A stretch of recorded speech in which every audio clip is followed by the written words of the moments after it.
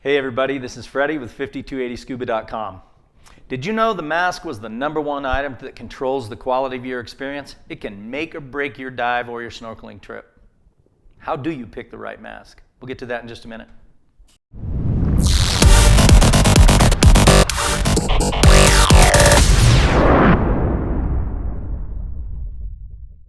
It's a challenge.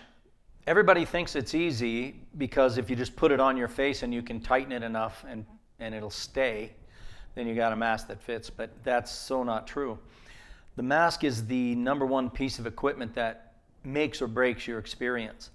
With a mask that's constantly leaking or fogging all the time or pinching or pushing on your skin somewhere, it can just drive you nuts and make you just not even want to finish the dive or give up on the vacation.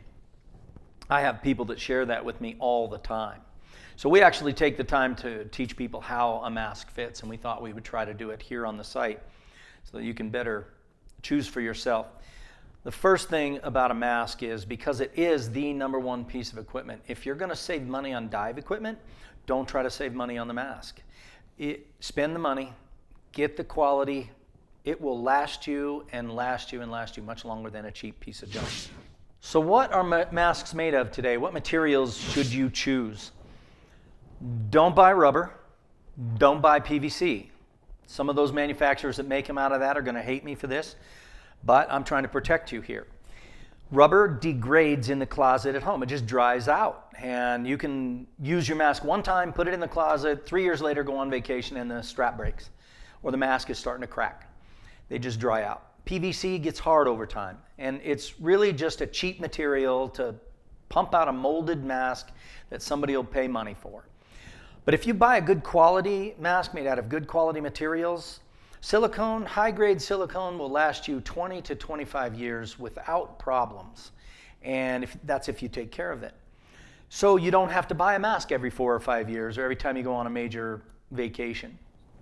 And then how much are you going to use it is also determined on the quality of the materials that you choose. The proper way to fit a mask starts with an emotional fit. And what I mean by emotional fit is, how do you feel wearing it? Not how it feels on your skin, but how do you feel wearing it? This is very important because the wrong mask can make people a little fidgety or perhaps have some anxiety.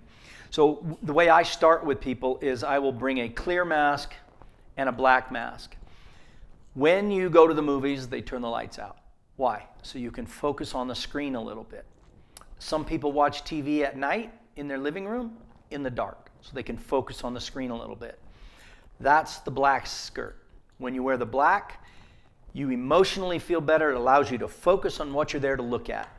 When you wear a frosted or a clear, it allows a little more light on. That's the person that has the light on in the room at night, right? This allows more light in. And so it's going to make a difference to you if you were to put black, clear, black, clear.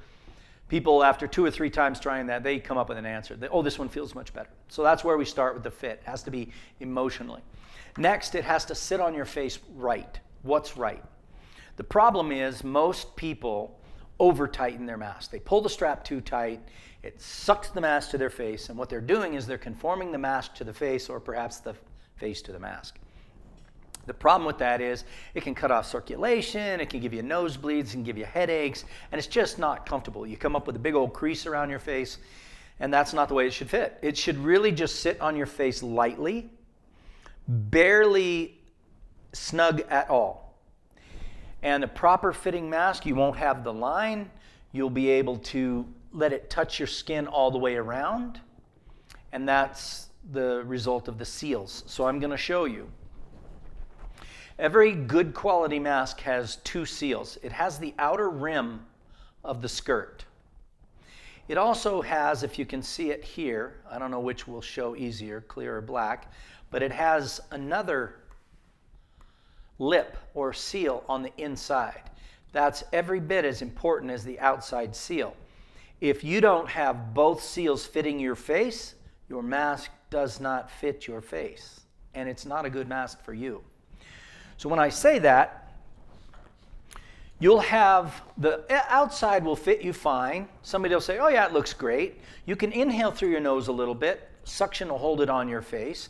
But if you cannot see the seal touching your skin all the way around, so as an example, if I was to put this on, you should be able to look in a mirror or have somebody help you and see that inner seal touch your skin all the way around, all the way around.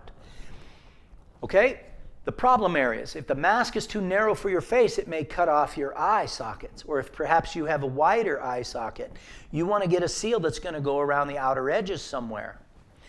If it cuts you right on the eyebrows, quite often if you scrunch your face at all, you're going to have a gap right in here, and it's not going to seal in there, and water will come trickling down. So the inner seal is every bit as important as the outer seal. Then the part just under the nose, you'll notice that some are much longer and some are much shorter. You need enough lip left over when you're wearing a mask so that the regulator or the snorkel in your mouth doesn't create a gap underneath. Okay? And if you have deep laugh lines and you're holding a regulator in your mouth, it may exaggerate that as well. So good soft silicone, it's going to seal much better. If the inner seal matches the outer seal, they both touch your skin, you have a good fitting mask. A light inhale through your nose should hold it on your face without you helping it at all. How about somebody with a mustache like myself? A couple of tricks. First of all, if you have a narrow bridge under the nose here, rather than a big thick one, then that's going to be a little nicer to fit on your face. It's going to be a little closer to the skin. You can shave just a little bit under your nose, directly just a line underneath your nose, ride the mask up just a touch, and that should help if you don't want to shave your mask off. Shave your mustache off. Also, there are products. You don't want to use Vaseline, okay? Vaseline is not really healthy for silicone. So use the product. It's just a couple of bucks. It's in a stick that you rub on, much like the lip stuff. And it's a waxy substance, and it coats the mustache and gets kind of in there a little bit. And then the mask can seal right to it. That works really, really well. And of course, if it leaks just a touch, it's not a big deal. You just clear it. Which brings me to the next part. Some masks will have a purge valve underneath. Some don't. I think if you look at footage of professional divers, instructors, dive masters, videographers, photographers underwater, things like that, you're never going to see one of those people wearing a mask with a purge valve. It is a hole in your mask, yet it has a little thin flap of silicone over it that can keep the water out with a brand new and a perfect situation. It can get sand in it. It can get corroded by salt that builds up underneath because it doesn't rinse well. It can warp in the sun when you lay your mask on the boat or on the beach, and then it's no good anymore. Throw the mask away. Really, you could replace those sometimes, but my advice to people that want to buy a mask that will last them 20 to 25 years, no purge. Just purge the mask the way you're supposed to. Okay? So let's talk a little bit about the shape of the mask. Everybody's face is different. The shape of the mask can make a big difference on their face and how you see underwater. You'll notice some have a little bit more square on the outer edges. Some are more round on the edges. Some are taller top to bottom. Some have two lenses. Some have one lens. What the heck's the difference? What's the best? The best is really what works best for you. That being said, some of the advantages of these design features are peripheral vision. You can see a little bit more to the sides. When you have a wider mask, a squarer edge, closer to your face, closer to your eyes, you have a greater peripheral vision. When you have a taller lens, top to bottom, it allows you a greater range of motion with your eyes rather than using your neck, because there can be fatigue when you're raising your head all the time while you're trying to swim horizontal underwater, and you look down and you look up and you look down and you look up. This mask by 5280 has a very tall lens from top to bottom. It's wonderful underwater when you're looking kind of diagonal. You can still see up straight, and you can see the very bottom directly underneath you. And this particular mask is canted just a little bit, so you can see the lens aims downward on a straight up face. And that even enhances that comfort more for the angle of the neck.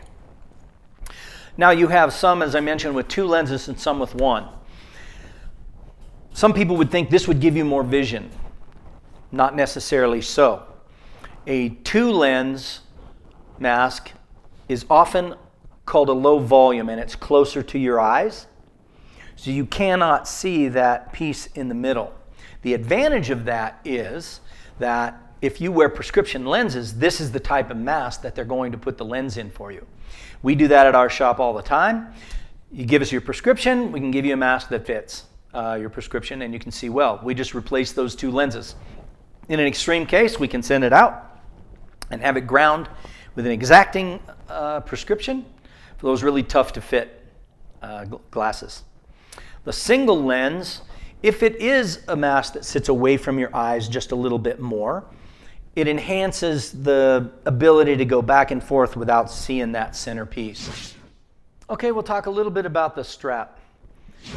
A good silicone mask is going to come with a good silicone strap. It will last you 20 to 25 years. So why would you ever want to change a strap? A lot of people with hair like to use a fabric strap. We call them slap straps. They're coated with a microfiber on the inside. And what it does for you is it just doesn't pull your hair. So when your hair's wet and the silicone's grippy and it grabs the hair and it's uncomfortable. And it also allows you to hold your hair back a little bit if you have longer hair. So the way you put the mask on with a silicone strap usually is that you put it on the back and stretch your mask forward.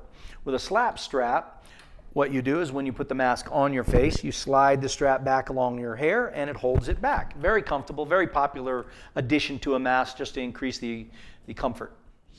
Now let's talk a little bit about care and maintenance. What most people don't realize, and few people tell them, is that when you buy a mask that's brand spanking new, it comes from the factory with a coating on the lens. It was a lubricant in the factory, but it dries kind of hard, not greasy. That has to come off of there. Even though you can't feel it on your mask when it's brand new, you can see right through it, it's clear, you don't see anything, it's on there. The problem is that your defog won't stick to the lens, therefore your mask will fog up terrible.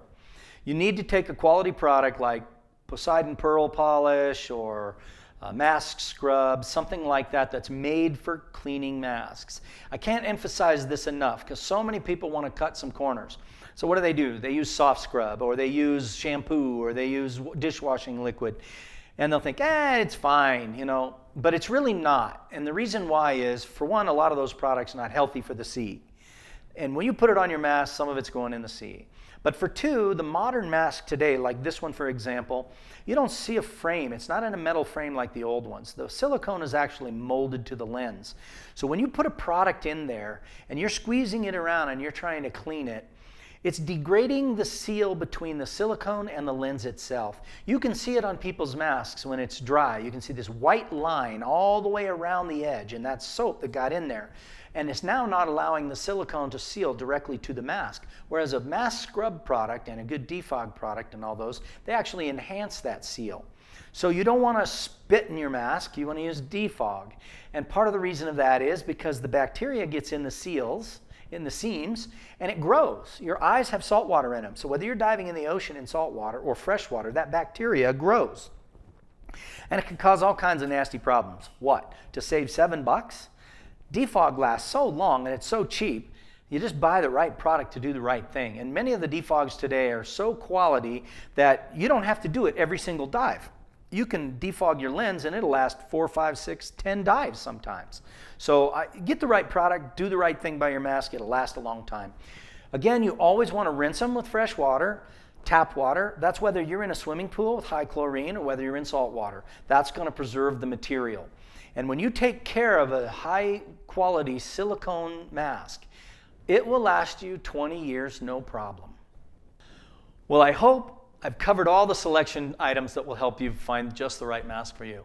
You've made it this far. Thanks for watching. And if you have any tips for us, leave them in the comments below.